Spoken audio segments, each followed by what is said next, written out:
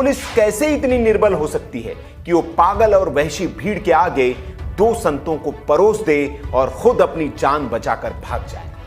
तस्वीरों से जो नजारा दिख रहा है वो साफ बता रहा है कि जैसे पुलिस ने इस भीड़ के सामने संतों को लाकर परोस दिया हो कि लो इनकी हत्या कर दो। महाराष्ट्र के अंदर जो घटना हुई है संतों के साथ, आप इसको किस प्रकार से देख रहे हैं? महाराष्ट्र की घटना हमारे सनातन धर्म पर सीधा कुठाराघात है और ये जानबूझकर विधर्मियों के द्वारा सरकार के सहयोग से किया हुआ जघन्य अपराध है। कोई अनजाने में, कोई गलतफहमी में ये अपराध नहीं हुआ है। इसका दंड इनको मिलना ही चाहिए। तो जैसे कि वहाँ पे हिंदूवादी सरकार बनी है, शिवसेना अपने आप को हिंदूवादी सरकार बोलती है, इसको आप कैसे देखते हैं? शिवसेना क्या बोलती है वो नहीं देखना, हमको ये देखना है क्या वो हिंदूवादी सरकार है? तो बिल्कुल नहीं है। क्यों?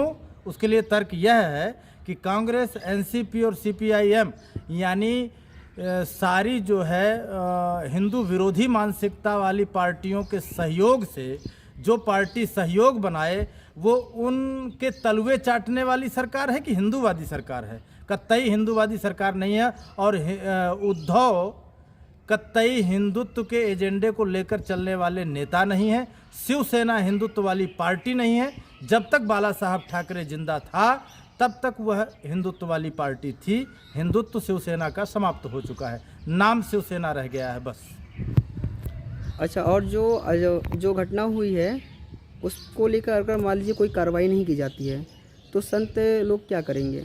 हमारा पूरा साधु समाज भारतवर्ष में जितना सनातनी साधु है, किसी भी संप्रदाय का हो, वो सारा का सारा साधु समाज उद्वेलित है। हमारे बड़े बड़े संत, बड़े बड़े जो अग्रणी श्रेष्ठ संत हैं, जिनकी आज्ञा से, एक आज्ञा से लाखों लाख साधु इकट्ठा होकर कूच कर सकता है महाराष्ट्र के लिए, ऐसे संत सारे तैयारी किए हुए हैं। हमारा अखाड़ा परिषद तैयारी किया हुआ है और हम उन सब महापुरुषों के साथ में सारे संत तैयार हैं। अगर सरकार न्याय नहीं करती है, केंद्र सरकार न्याय नहीं करती है, तो हमारा संत समाज खुद न्याय करना जानता है। संत समाज होता ही न्यायिक है। तो आप लोग किस तरह से न्याय करेंगे? क्या आप लोग प्रतिकार, अधर्म का प्रतिकार करना हमारा धर्म है।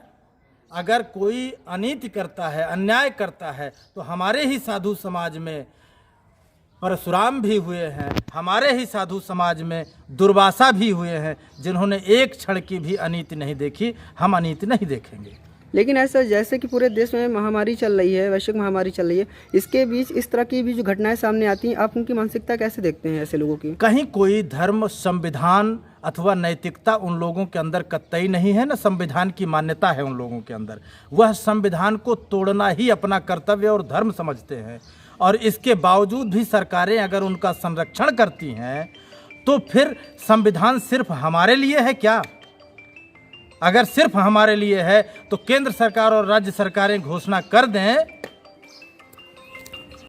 दें कि ऐसे लोगों के लिए जो संविधान मानने को तैयार नहीं है, उन्हीं के लिए हम संरक्षण के लिए सरकारें बनाए हैं, और जो संविधान मानने को तैयार हैं उनके ऊपर ही संविधान लागू होता है। तो मुझे तो लगता है ये संविधान कायरता का संविधान है। हम ऐसे संविधान को बहुत देर तक नहीं मान पाएंगे जो सिर्फ विधर्मियों का संरक्षण करता हो।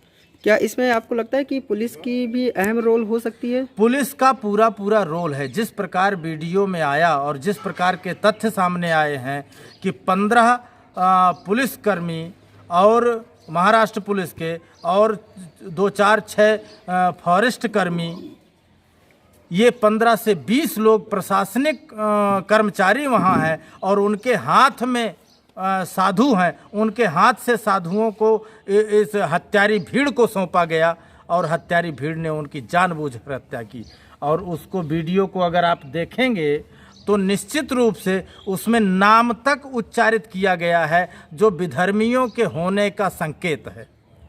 ठीक है, आपका परिचय? मैं श्यामदास जी महाराज, तपस्वी आश्रम, संगम तट, अरैल, प्रयागराज से।